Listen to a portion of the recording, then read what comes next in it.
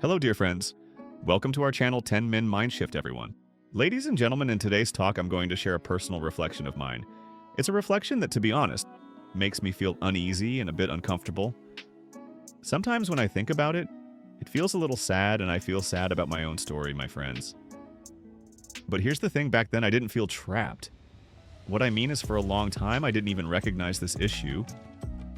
I have to admit I was pretty careless. It wasn't until later when things started to dawn on me. Many years ago, when I heard other people's stories, I began to look back at my own life, and I realized that there's something I've wasted a lot of in my lifetime. Calling it wasted might not be entirely accurate, because there are times when it's truly wasted, but there are also times when we don't fully utilize this precious thing. It's like our lives could have been so much better if we had made full use of it, but we didn't. Sometimes we only use 20% of it, sometimes 50%. And there are even times when we don't use it at all. It's such a pity, my friends. And I've come to the conclusion that in this life, there's something not just for me, but for so many people that we've overlooked, wasted, and failed to harness the power of when we really should have. Usually in life, what do people talk about wasting? They talk about wasting money that's easy to understand.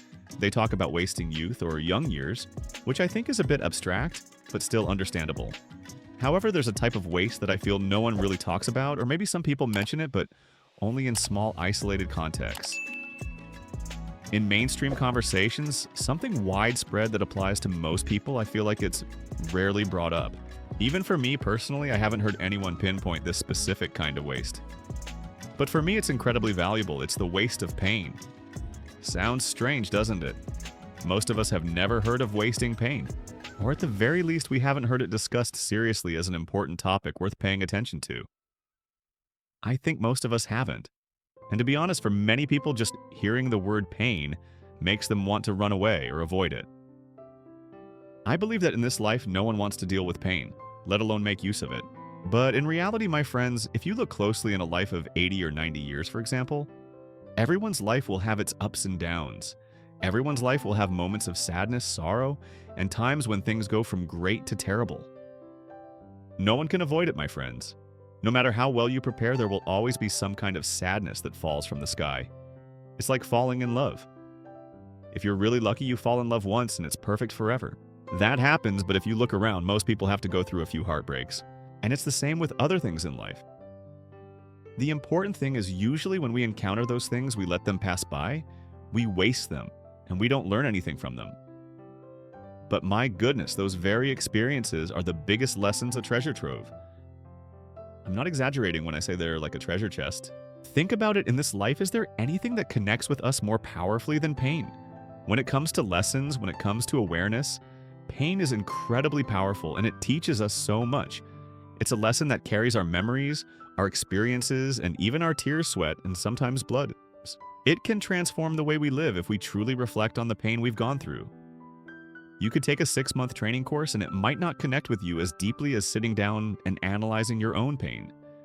And it's such a pity that such a massive lesson, such a raw material for growth, is overlooked by most of us. Viktor Frankl, in his famous book, Man's Search for Meaning, has a concept that I really like.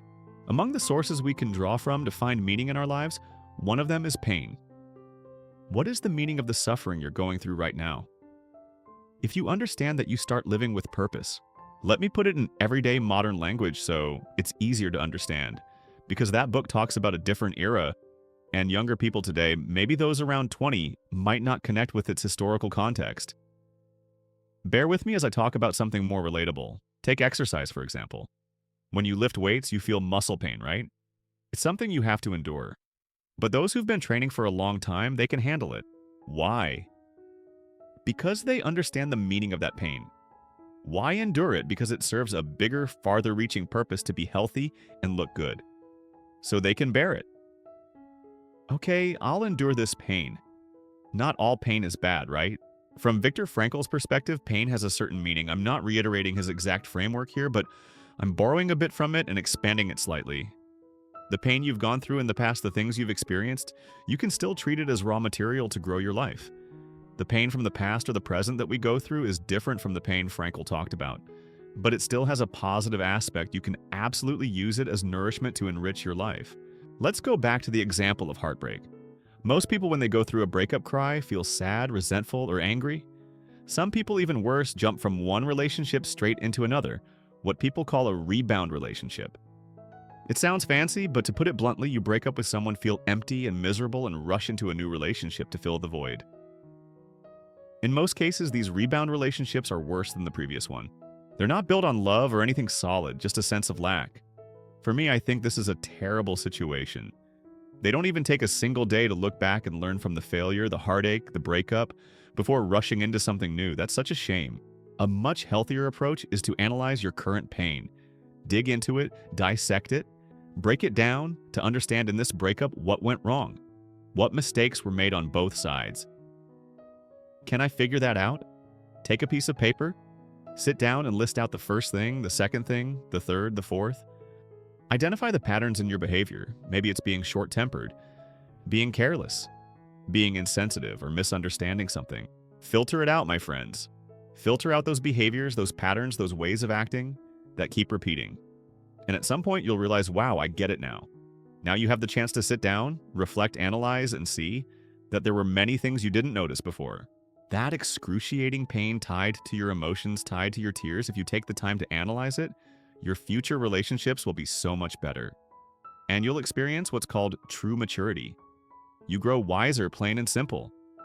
Now, when you meet someone new with the same traits or behavioral patterns as before, you won't fall for it again. Sure, we believe everyone can grow and change, and this new person might be different. But you'll have a switch, a filter, you'll check if they're open-minded, willing to learn and change. If they are great, they could be a potential partner after you've healed and stabilized. But if they're rigid and carry all the traits that caused pain and heartbreak in your past, which you painstakingly analyze, then why jump in? It won't change anything. Our growth, to put it simply, comes down to not repeating old mistakes. If you can avoid making the same errors, you'll already improve and grow a lot. That's about evaluating others. But when it comes to ourselves, we clearly have our own mistakes too. If we analyze the errors in that relationship, we can work on ourselves. For example, if I keep making this mistake over and over, I'll try to fix it. Say, for instance, my face always looks grumpy, not because I'm upset, but it just looks that way and people complain about it a lot. But I don't change. If it builds up and one day I come across as a negative person, I analyze the situation and think, all right, I need to smile more. So I practice smiling. Maybe I sign up for a laughter yoga class or put a mirror in front of me and practice smiling. Things like that. I think this is wonderful in everyone's life. How can you find the motivation to make changes to live differently in a powerful way if you don't analyze the moments when you shed tears in the past?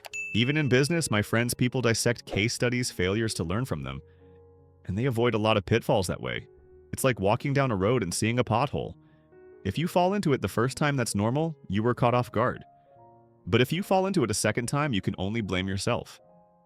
You didn't use your first fall as data for growth. You wasted it so you fell again. And honestly, who knows which fall will be the worst? Maybe the first time you were lucky and got away with it. But the second time, what if it's a disaster? You can't predict it. My friends, so in life, you always have to look back at your failures, your pain, and analyze them, treat them as objects of study. Dedicate time. Dedicate your life. Dedicate your mind every day to analyzing them, because the raw material for growth lies there, nowhere else. And from this perspective, I think it can heal a lot. Because when sadness hits your life, you have the choice to see it as a punishment or as a potential gift. My friends, I'm not so optimistic or naive as to say that every sad thing is a gift, because I know many people would feel deeply hurt if I said that.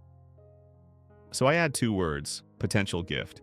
Because as I've explained in this talk, you know very well that if you learn from those experiences, you can grow. So the question is whether you're willing to learn, not whether the gift has value. That's why I call it a potential gift. None of our failures are meaningless. They're just signs, suggestions that you should live differently to grow. That's the crucial message every sadness, every pain carries. Take, for example, people who go to a job interview and get rejected. They come home and they're really sad, my friends. But honestly, sadness is a normal emotion. I even encourage you to feel sad. There's no reason to go through something sad and not feel it right. You have to let the sadness out.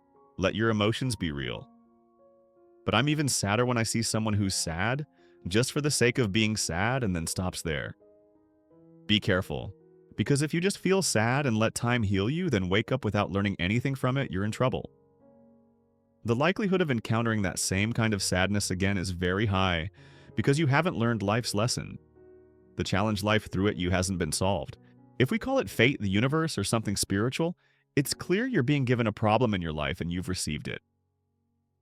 Okay, now solve it. If you solve it, your life will feel lighter. It'll change, you'll grow.